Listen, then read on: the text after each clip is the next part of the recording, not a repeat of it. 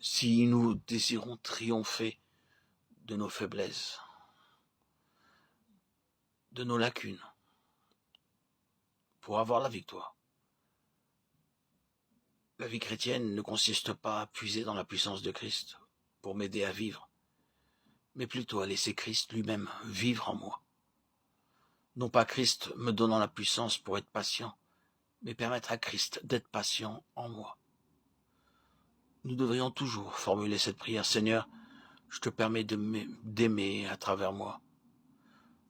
Le christianisme, ce n'est pas le fait de vaincre avec l'aide de Christ, mais de laisser Christ lui-même vaincre. Ce n'est pas de remporter la victoire par lui, mais bien mieux, c'est lui qui la remporte à travers moi. Je dois me remettre au Seigneur avec foi et le laisser lui-même vivre à travers moi. Être un chrétien, ce n'est pas vivre avec l'aide de Christ. Mais comme Paul l'expérimenta, c'est Christ qui vit en moi, Galates 2:20. Je vis par la vie de Christ et je vis aussi par la foi du Fils de Dieu, Galates 2:20. En croyant et en recevant le Fils de Dieu, sa vie et également sa foi entrent en nous, afin que nous vivions de sa foi.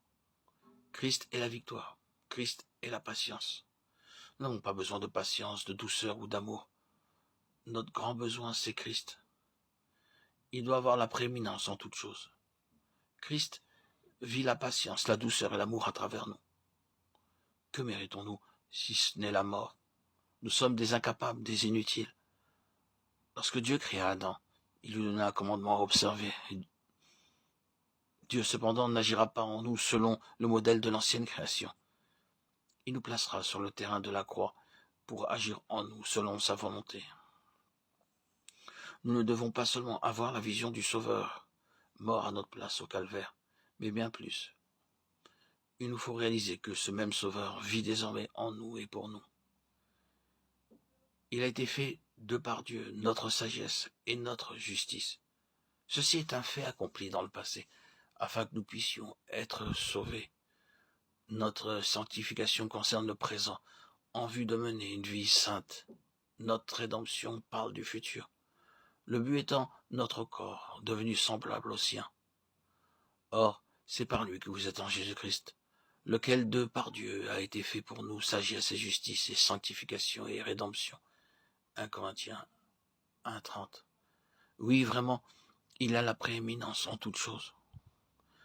Comment entrons-nous dans cette vie victorieuse? Nous devons désespérer entièrement de nous-mêmes.